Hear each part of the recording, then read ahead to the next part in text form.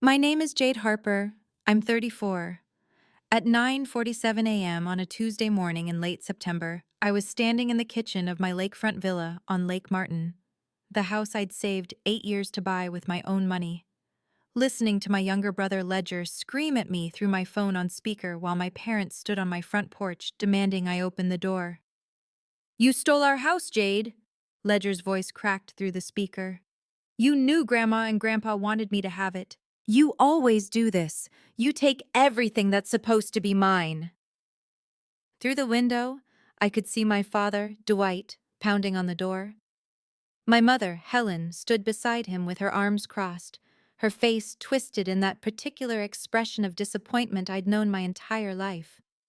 Behind them, I counted 7 cars in my driveway. 7. They'd brought an audience. "Ledger, I bought this house," I said quietly into the phone. "I have the mortgage pre-qualification, the wire transfer records, 8 years of savings spreadsheets." "Liar!" His voice exploded so loud I had to pull the phone away from my ear. "Mom and Dad told me the truth. Grandma and Grandpa set aside money for this house specifically for me. You manipulated them when they were old and confused." My father's voice boomed from outside. "Jade Elizabeth Harper, you open this door right now." I walked to the window and looked at them. My mother's lips were moving. She was talking to the relatives they'd brought. Uncle Roland, Aunt Beatrice, cousins I hadn't seen in 5 years. All of them staring at my house like I'd stolen it from a church collection plate. "Ledger," I said, my voice still calm even though my hands had started shaking. "Grandma and Grandpa died 2 years ago. I bought this house 4 months ago with money I saved working 3 jobs in college and climbing the corporate ladder for 8 years straight. I never took a vacation. I never called in sick. I tracked every dollar in a spreadsheet I called Lakehouse." "I can show you." "You're a thief, Jade!" Ledger shouted. "And everyone's going to know it." My father kicked the door. The sound echoed through my empty house. I hadn't even finished unpacking yet. I'd moved in 6 weeks ago. "If you don't open this door," my mother called out, her voice sugary and sharp at the same time, "we're going to assume you have something to hide, sweetheart." I closed my eyes, took 3 breaths, opened them. I walked to the front door and unlocked it.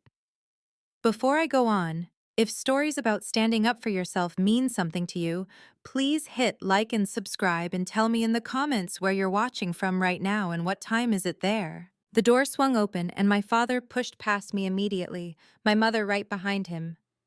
The relatives stayed on the porch, but I could feel their eyes cataloging everything. The hardwood floors I'd had refinished, the new paint, the view of the lake through the back windows. "This house," my father said, turning to face me in my own living room, "was always meant for your brother." "Dad, I bought this house. I can show you the paperwork." "We don't need to see forged documents, Jade." My mother's voice was soft, wounded. "Your grandparents told us years ago. They wanted Ledger to have a home on the lake. They knew he'd need it more than you. You've always been so independent." The way she said independent made it sound like a character flaw. "Where's Ledger?" I asked. "He couldn't be here," my mother said, adjusting her purse strap. "This is too upsetting for him. He's been crying for days, Jade. Days. Do you know what you've done to your baby brother?" Ledger was 29 years old. "I didn't do anything to Ledger," I said. "I saved my own money and bought my own house." "With money that should have gone to him," my father said. "Your grandparents set up a trust. 50-50 split. You got your half, and apparently that wasn't enough for you." Something cold settled in my stomach. "What trust?" My parents exchanged a look I couldn't read. "The trust they established in 2016, my mother said carefully. "After you both turned 30, you'd each get your share. Ledger's share was designated for this exact property. Your grandparents drove past this house every week. They talked about it constantly. They wanted Ledger to have it." "If there's a trust," I said slowly, "I never received anything from it." "Well, that's interesting," my father said, "because according to our records, you've been getting distributions for 4 years. Show me." "We don't have to show you anything," my mother snapped. And there it was, the real Helen, the one who came out when I asked too many questions. You know what you did. You know what you took. And now you're going to make this right. How? I asked. Transfer the deed to Ledger, my father said. Today. We already have the paperwork drawn up. He pulled a folded stack of papers from his jacket pocket. I stared at it. You want me to give Ledger my house? It was never your house, Jade, my mother said. It was always his. I looked at my father, at my mother, at the papers in his hand. No, I said. My father's jaw tightened. Excuse me? I said no, I'm not signing anything. Jade, my mother's voice dropped to that dangerous sweetness again. Don't make this harder than it needs to be. You've always made things so difficult. Even when you were little, you couldn't just cooperate. I cooperated for 34 years, I heard myself say. I think I'm done now. Then we'll sue, my father said flatly. We'll take you to court.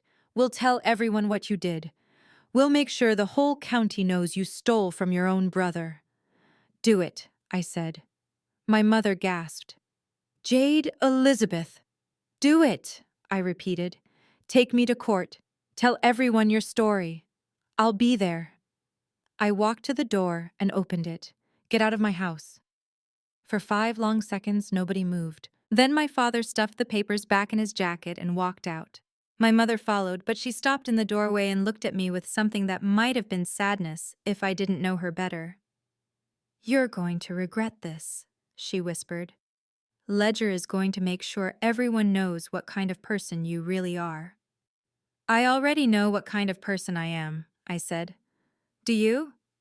She left. I closed the door, locked it, walked to the kitchen, and sat down on the floor with my back against the cabinets. My phone buzzed. A text from my mother. We're giving you 48 hours to reconsider. After that, Ledger is going public. I didn't respond. I just sat there on my kitchen floor in the house I'd worked 8 years to buy, and I remembered something my grandmother had told me when I was 12 years old.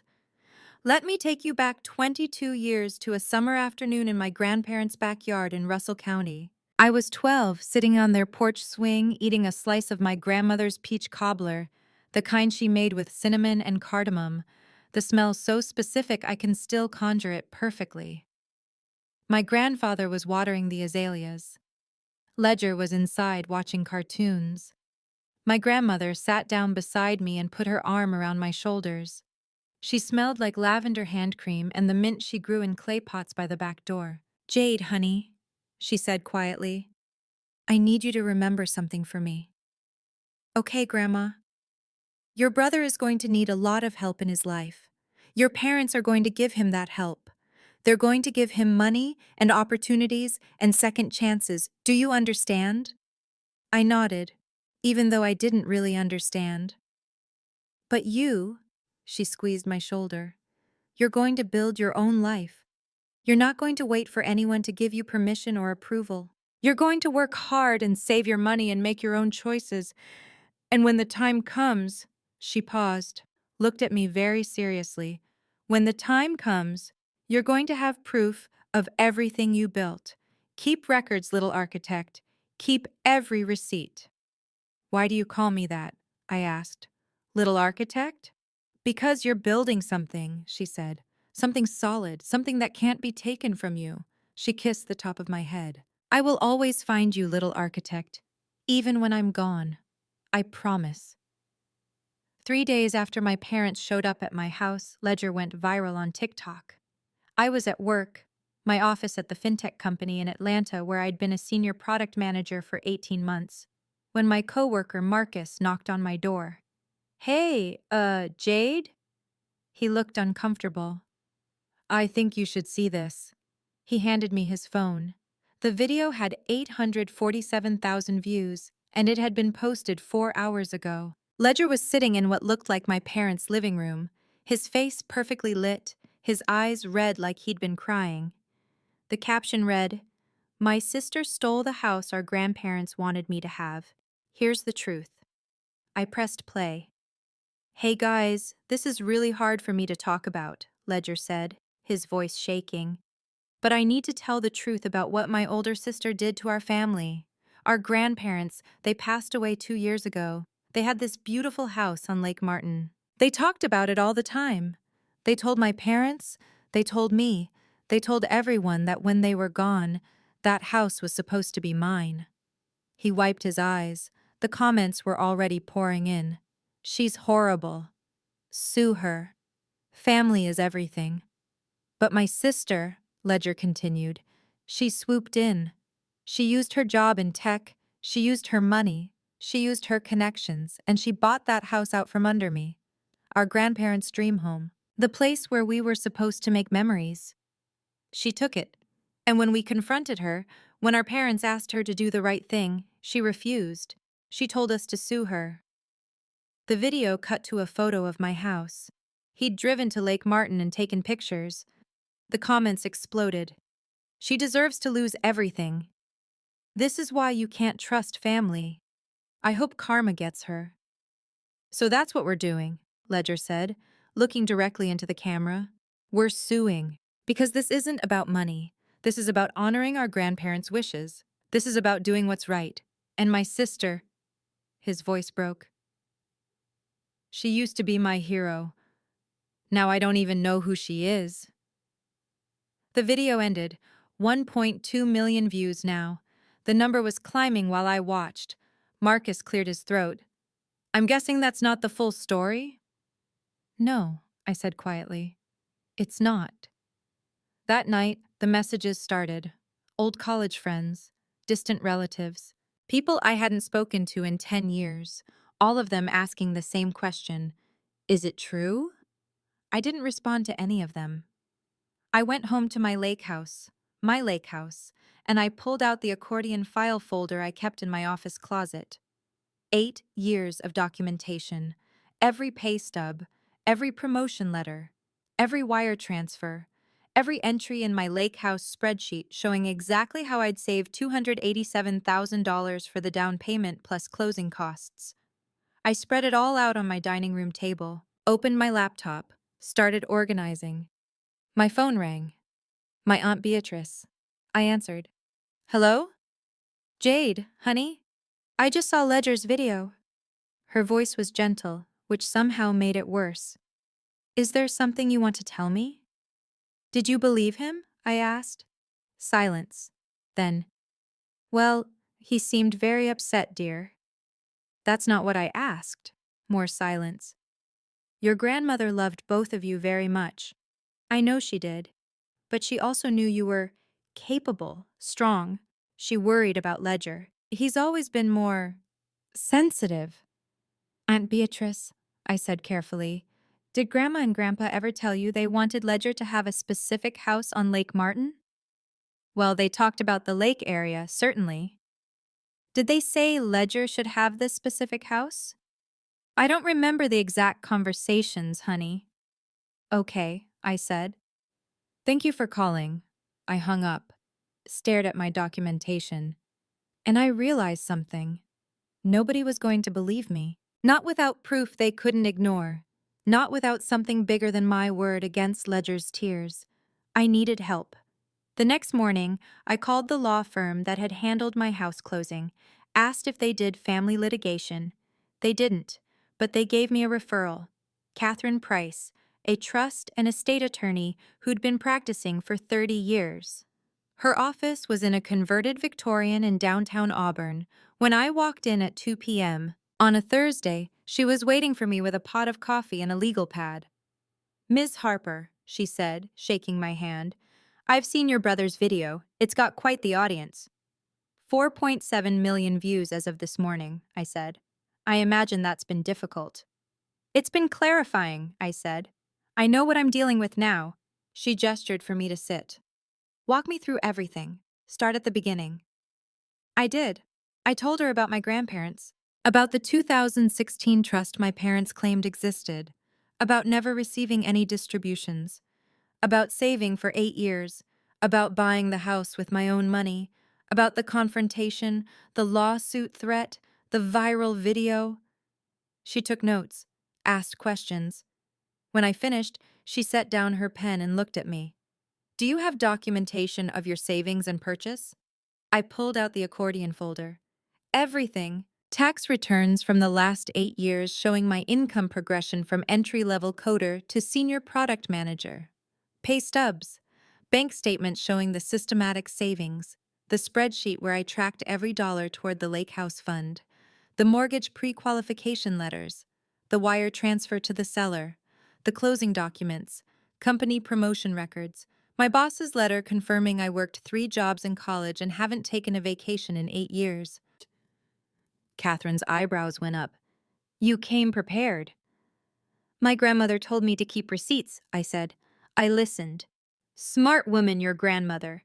Catherine pulled the folder toward her and started flipping through it. Tell me about this trust your parents mentioned, the one they say you've been receiving distributions from. I've never seen trust documents, never received a distribution. Never even heard about a trust until they showed up at my house 3 weeks ago claiming I owed Ledger his share. And you said your grandparents died 2 years ago? Yes, March 2024. Were you notified about the trust after their death?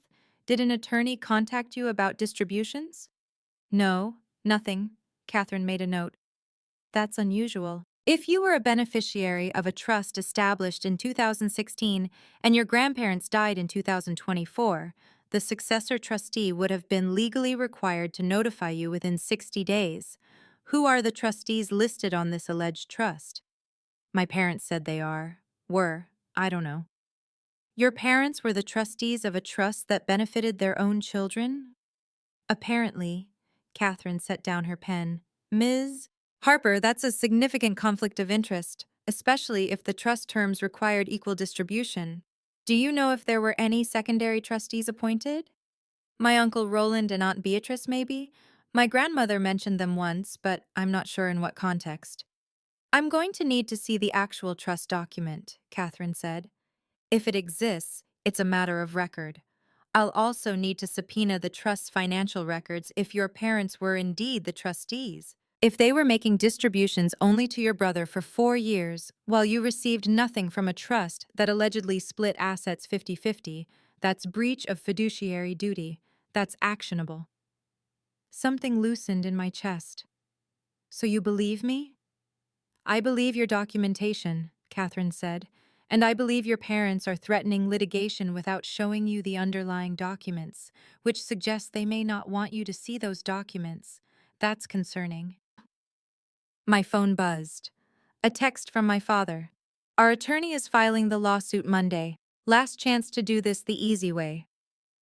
I showed Catherine the text. She smiled. It wasn't a nice smile. Let them file. We'll be ready. But I wasn't ready for what happened next. On Saturday morning, I woke up to 43 missed calls. My social media accounts had been found. People were leaving comments on photos from 3 years ago. Thief. Horrible sister. You should be ashamed. Ledger had posted a follow-up video. This one had my full name, my company name, and a photo of me from LinkedIn. My sister, Jade Harper, works at Vertex Financial Solutions in Atlanta as a senior product manager. She makes 6 figures. She doesn't need this house. I'm a freelance videographer trying to start my life. Our grandparents knew who needed their help more. Please share this so people know the truth. 16 million views. My boss called me at 11 a.m. Jade, we need to talk. I met him at a coffee shop near my apartment in Atlanta. I still kept my apartment even after buying the Lakehouse, splitting my time between both. Thomas Chen was 52, had worked in fintech for 25 years, and had been the one to promote me to senior PM. I'm not firing you, he said immediately when I sat down. I want to be clear about that. But HR is getting calls, angry calls. People demanding we fire you. People saying they'll close their accounts if we employ a family thief. I didn't steal anything, I said. I know, Thomas said. I've worked with you for 6 years, Jade. I know exactly how hard you work. I know you saved for this house. I remember you turning down that conference in Barcelona because you were saving every dollar. I remember you working through pneumonia because you'd already used your sick days covering for the junior dev whose kid was in the hospital. I know who you are. But? But I need you to handle this, publicly. Because if this keeps escalating, the board is going to force my hand. I nodded. I'm handling it. I have an attorney. My family is filing a lawsuit, and when they do, the truth will come out in court. How long until the lawsuit is filed? Monday, apparently. And how long until it goes to trial? I didn't have an answer for that. Thomas sighed. I'll buy you as much time as I can. But Jade, document everything. I mean everything. Every conversation, every threat, every lie. Because when this goes public, you're going to need proof. I have proof, I said. 8 years of it. Good, he said. Use it. Monday morning, my attorney called. They filed Russell County Circuit Court. They're claiming breach of fiduciary duty against you, interference with inheritance, and fraudulent conveyance. They're asking the court to void your purchase and transfer the deed to your brother. Can they do that? They can ask. The judge will laugh them out of court, but they can ask. Catherine paused. Jade, I need to tell you something. I pulled the trust documents. You found them? I found them. Your grandparents did establish a trust in 2016, 50-50 split between you and Ledger, distributions starting after you both turned 30. Your parents were named as primary trustees. Your Uncle Roland and Aunt Beatrice were named as secondary trustees in case your parents were unable or unwilling to serve. Okay, I said carefully. So the trust exists. The trust exists, Catherine confirmed. And according to the financial records I subpoenaed, the trust has distributed $287,400 over the past 4 years. My stomach dropped. To Ledger. Every single dollar. The distributions are marked LH expenses in the ledger. I'm guessing that stands for Ledger Harper. You received exactly $0. That's breach of fiduciary duty. Your parents were legally obligated to distribute equally. They didn't. They funneled your share to your brother and never told you the trust existed. I sat down. I was in my Lakehouse, looking out at the water. What else? There's more. I also found correspondence between your grandmother and your parents from 2018. Letters where your grandmother explicitly instructed them not to show favoritism. She wrote, and I'm quoting, "Both children are to receive equal shares. If you cannot execute this fairly, I will replace you as trustees with Roland and Beatrice." There's also a codicil she added to the trust in 2018 that specifically states if the primary trustees are found to be in breach of their duties, the secondary trustees are to take over immediately. Did my parents know about the codicil? They were sent copies. They signed acknowledgement forms. Catherine's voice was hard. Jade, they knew. They knew they were violating the trust. They knew they could be replaced, and they did it anyway. Why? I can't speculate on their motivations. But I can tell you what else I found. Your grandmother kept copies of letters she sent to you. Letters that were returned to her marked addressee unknown or moved, no forwarding address. She kept trying to reach you. The dates match up with the years you were in college and your first few years working. Do you remember getting any letters from your grandmother during that time? No, I said. I never moved without telling her. I gave her every address. I called her every Sunday. Someone was intercepting your mail, Catherine said. Someone didn't want you to know about the trust. Someone didn't want you to receive your grandmother's letters, which likely contained checks or information about your distributions. I thought about my parents, about visiting them during college, during my early career years, about how my mail sometimes came to their house because I'd moved so frequently in my 20s, following jobs. They were stealing my mail, I said. It appears so, and there's one more thing. Catherine paused. I spoke with your Uncle Roland this morning. He and Aunt Beatrice want to testify. They said your grandmother came to them in 2019, a year before she died, and told them she suspected your parents were violating the trust. She asked them to keep original copies of all trust documents and correspondence in case they were ever needed. They have everything, Jade. Every letter your grandmother sent you that was returned, every check she tried to mail you, every instruction she gave your parents about equal distribution. All of it. Why didn't they tell me? Your grandmother asked them to wait. She said, and Roland has this in writing, she said, if my suspicions are right, there will come a day when Jade will need proof. When that day comes, Roland, give her everything. Until then, wait. Let her build her life. Let her become strong enough to fight this battle. I couldn't speak. I sat there looking at the lake, at the house I'd bought with my own money, and I thought about my grandmother planning this, protecting me even after death. She knew, I whispered. She knew they'd do this. She knew, Catherine confirmed. And she made sure you'd have what you needed to fight back. Jade, with this evidence, we can't lose. The trust documents, the financial records, the intercepted mail, your uncle's testimony. Your parents don't have a case, they have a confession. When's the hearing? 2 weeks. Judge Cecilia Ortiz. She's fair but tough. She doesn't like people who waste the court's time. And she definitely doesn't like trustees who violate fiduciary duties. Catherine paused. I need you to prepare for something, though. This is going to be public. Your brother has made this a media circus. When we walk into that courtroom and present this evidence, it's going to destroy your family's narrative. Your parents are going to face serious consequences, potentially sanctions, definitely financial penalties. Your brother's credibility is going to evaporate. Are you ready for that? I thought about Ledger's videos, about the 16 million people who thought I was a thief, about my boss fielding angry calls, about my grandmother writing letters I never received, planning for a battle she wouldn't live to see. I'm ready, I said. Let's go to court. The 2 weeks before the hearing were the longest of my life. Ledger posted 3 more videos, each one escalating. He showed up at my Lakehouse twice. I caught it on my Ring camera, him trying the doorknob, peering in windows. He posted that footage too. My sister won't even talk to me. She's hiding because she knows what she did. The comments were vicious, but I didn't respond. I followed Catherine's advice. Document everything. Say nothing. Thomas called me in 6 days before the hearing. The board met. They're putting you on administrative leave until this is resolved. Paid?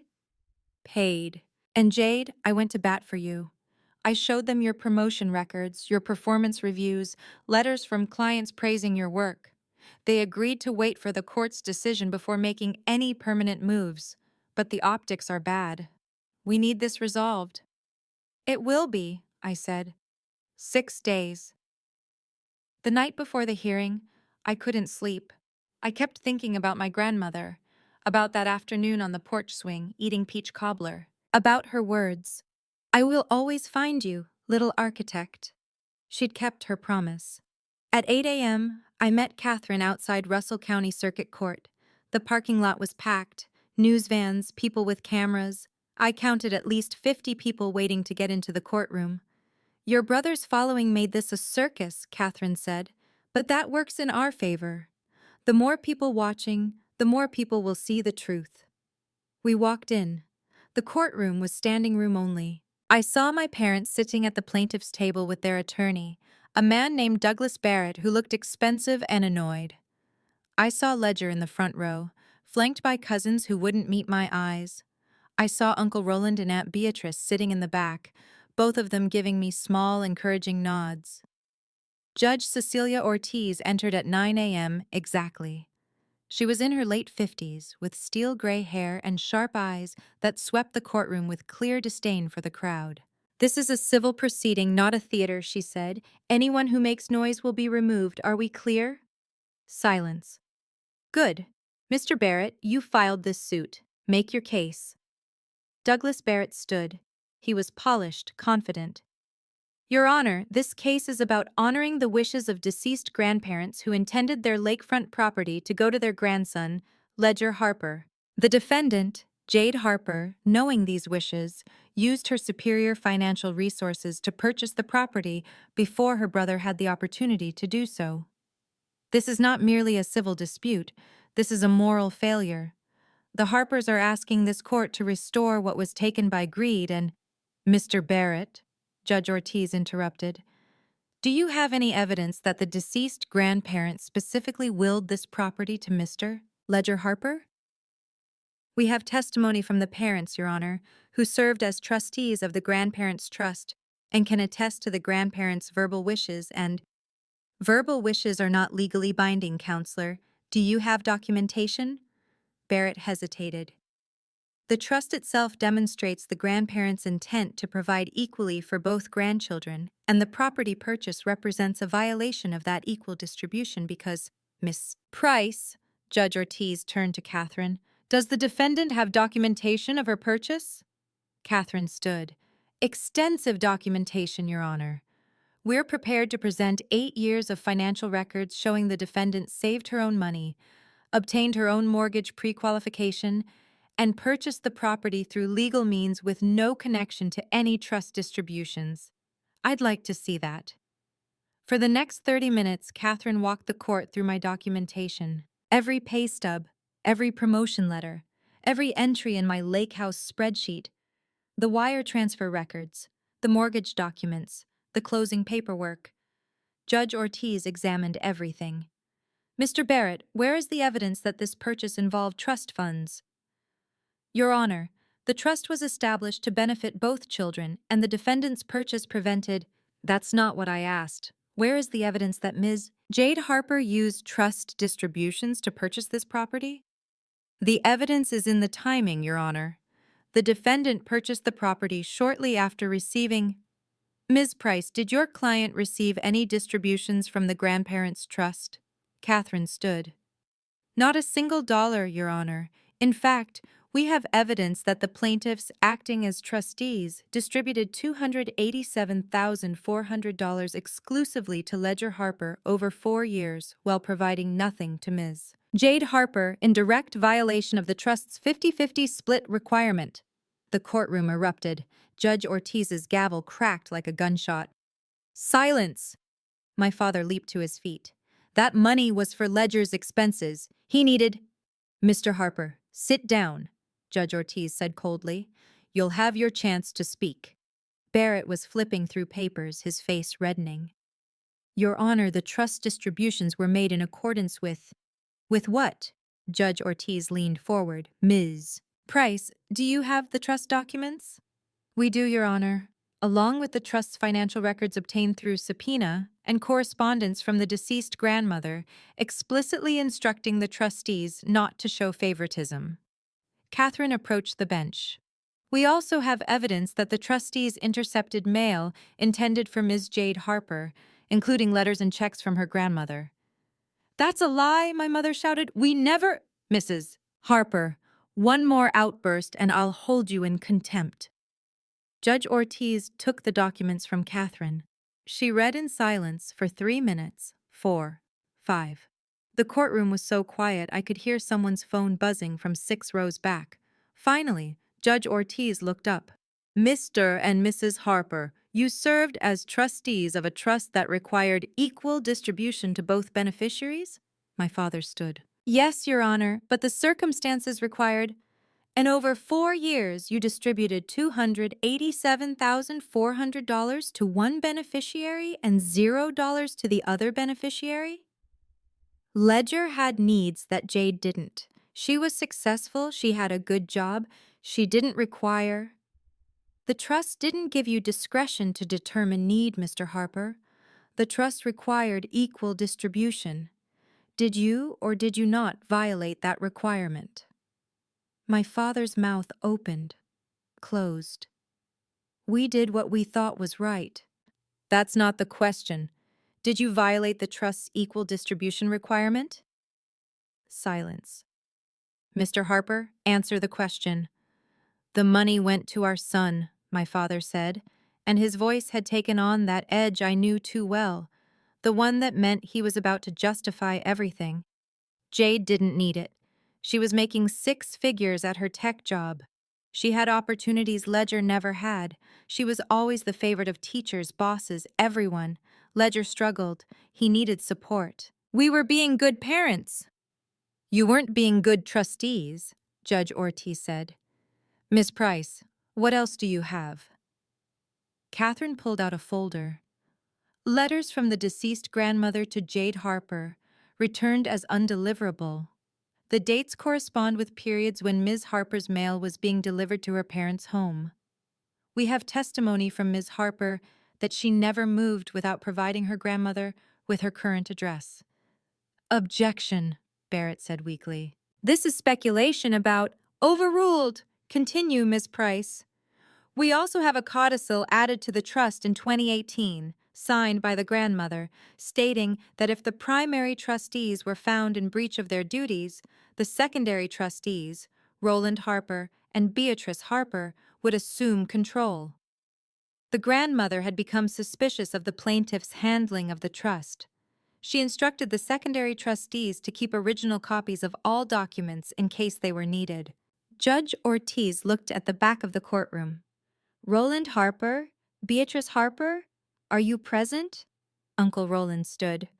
We are, Your Honor. Do you have these documents? We do. Every letter my mother wrote to Jade that was returned unopened, every instruction she gave Dwight and Helen about equal distribution, every check she tried to mail that never reached Jade. We have all of it. Bring it forward. Uncle Roland and Aunt Beatrice walked to the bench with a box. A literal box of evidence. Letters, envelopes, copies of checks made out to me that I'd never received. Judge Ortiz went through it. The courtroom stayed silent. I watched my parents. My mother was pale, staring at the box like it contained her confession. My father's jaw was clenched so tight I could see the muscle jumping. Ledger was scrolling on his phone. He hadn't looked up once. Ms. Price, Judge Ortiz said finally, I assume you have more? We have ring camera footage from Ms. Harper's property showing Ledger Harper attempting to enter the home without permission on 2 separate occasions.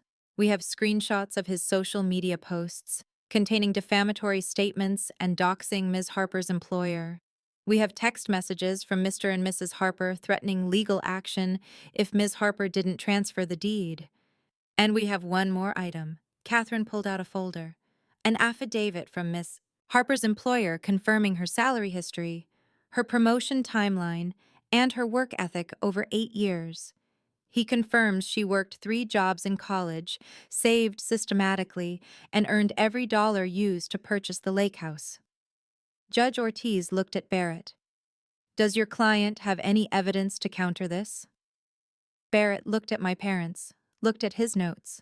Your Honor, our case rests on the spirit of the grandparents' intentions, which is not a legal standard, Counselor. Judge Ortiz set down her pen. Here's what I see. I see a trust with explicit equal distribution requirements. I see trustees who violated those requirements systematically for 4 years. I see intercepted mail. I see a granddaughter who worked hard, saved her own money, and purchased a property legally. And I see a family trying to use the courts to take that property away from her, based on nothing but their own preferences and their son's viral videos. She looked at my parents. Mr. and Mrs. Harper, did you truly think this would work? My father stood. Your Honor, with all due respect, this court must restore. This court must do no such thing. Sit down, Mr. Harper. He sat. Judge Ortiz turned to Ledger. Mr. Ledger Harper, you've made quite a name for yourself online, claiming your sister stole from you. Do you have any evidence to support that claim? Ledger finally looked up from his phone. Everyone knows Grandma and Grandpa wanted me to have that house. They told my parents. They told me. Jade just used her money to take it before I could. Did your grandparents leave a will specifying you should have that house? They didn't need to. It was understood. Mr. Harper, understandings are not legally binding. Did you receive $287,400 from the trust while your sister received nothing? That money was for my expenses. I'm a freelance videographer. I don't make what Jade makes. I needed— That wasn't the question. Did you receive the money? Ledger's face flushed. Yes, but I deserved it. Jade's always had everything easy. She's always been the successful one. I'm the one who struggled. I'm the one who needed help. So you think your parents were right to violate the trust and give you your sister's share? It wasn't her share, Ledger said, and his voice rose. It was mine. All of it. Grandma and Grandpa loved me more. They knew Jade didn't need their help. She never needed anyone. She's always been too good for this family anyway. The courtroom was silent. Even Barrett looked shocked. Judge Ortiz leaned back in her chair. Mr. Ledger Harper, you just admitted that you believe you were entitled to your sister's trust share because your grandparents loved you more. You just admitted that you received $287,400 that should have been split equally. You just admitted that you think your success matters more than legal obligations. Ledger seemed to realize what he'd said. I didn't mean. You meant exactly what you said. Judge Ortiz looked at my parents. And you enabled it. She turned to Barrett. Mr. Barrett, your clients have no case. In fact, based on the evidence presented, your clients have committed fraud, breach of fiduciary duty, theft, and harassment. I'm dismissing this lawsuit with prejudice. Furthermore, I'm awarding Ms. Jade Harper $167,000 in damages, the amount she should have received from the trust but didn't, plus sanctions against Mr. and Mrs. Harper for frivolous litigation, plus attorney's fees. My mother gasped. My father stood. Your Honor, we can't afford. Then you shouldn't have filed a baseless lawsuit. Ms. Price, prepare the order. Mr. and Mrs. Harper, you're also ordered to turn over all trustee responsibilities to Roland and Beatrice Harper immediately. And you're prohibited from contacting Ms. Jade Harper for any reason. If Mr. Ledger Harper posts another video defaming his sister, I'll hold him in contempt. Are we clear? Nobody answered. I said, are we clear? Yes, Your Honor, Barrett said quietly. Judge Ortiz looked at me. Ms. Harper, I'm sorry your family put you through this. You earned that house. You keep it. Thank you, Your Honor. She banged her gavel. We're adjourned. The courtroom erupted. Reporters rushed forward. Cameras flashed. I stood up slowly, my legs shaking. My father was staring at me. My mother was crying. Ledger had his phone out, probably already drafting some new narrative. I walked to the center aisle, stopped in front of my parents. Jade, my mother started. Please, we can talk about. No, I said. We can't. You chose Ledger every single day for 34 years. You stole from me. You lied to me. You tried to take the one thing I built for myself. And when I asked you to stop, you sued me. My father's face was red. We were trying to help our son. You were hurting your daughter. On purpose. For years. I looked at all three of them. Today, I choose myself. We are strangers now. I walked past them. Uncle Roland and Aunt Beatrice met me in the hallway. Aunt Beatrice hugged me tight. Your grandmother would be so proud, she whispered. She planned this, I said. All of it. She did, Uncle Roland said. She told us, Jade is building something real. When they come for it, and they will, make sure she has what she needs to fight. We kept our promise. Thank you, I said, for waiting, for keeping her secrets, for being here. Always, Aunt Beatrice said. You're not alone, honey. You never were. 3 months later, I was sitting on my dock at Lake Martin watching the sun set over the water. The house was finally fully furnished. I'd painted the bedroom walls, hung photos, planted azaleas in the backyard, the same kind my grandmother grew. Ledger deleted his TikTok account 2 weeks after the hearing. The comments had turned vicious once the court documents went public. My parents paid the damages. They took out a second mortgage. I haven't spoken to any of them since that day in court. Uncle Roland and Aunt Beatrice visited last weekend. We scattered my grandmother's ashes in the lake. She'd left instructions with Roland that when the time was right, when I was ready, we should bring her here. She wanted to be part of your Lakehouse, Roland told me. She knew you'd build it. She just wasn't sure she'd live to see it. I got a letter in the mail yesterday, no return address. Inside was a single page, typed, with my grandmother's signature at the bottom. Roland must have had it. It said, Dear little architect, If you're reading this, you won. Not because you fought harder, but because you built something real, something they couldn't take with lies or lawsuits or manipulation. I'm sorry I couldn't protect you from them while I was alive. I tried. But they don't hear love. They only hear documents, the trust, the letters, the secondary trustees, the codicil. I spent 8 years planning for this day. I knew it would come. I knew they'd choose Ledger. I knew they'd try to take what you earned. But I also knew you'd fight back. Because you're not built from their expectations. You're built from hard work and receipts and spreadsheets and 3 a.m. shifts and dreams you didn't share because you knew they'd try to take those too. Keep the Lakehouse, Jade. Fill it with people who choose you. Build a life there that they'll never touch. You were never the problem. You were always the architect. All my love, Grandma P.S. The trust money you'll eventually receive, after the lawyers and sanctions are settled, use it for something that makes you happy. Not practical, not responsible, just happy. You've been practical your whole life. Try joy. You've earned it. I folded the letter and put it in my desk drawer next to my Lakehouse spreadsheet printed out and framed. A reminder that I built this. If you're watching this, and you've ever had to walk away from people who should have protected you but chose someone else instead, type "I walked away" in the comments. Or if you chose to set boundaries and fought to keep what you built, type "I stayed and fought." Both are brave. Both are valid. If this story meant something to you, check the description for more stories just like this one. Thank you for being here. And remember, silence isn't peace. Silence is just the price you pay for someone else's comfort. You don't owe anyone that price, not even family.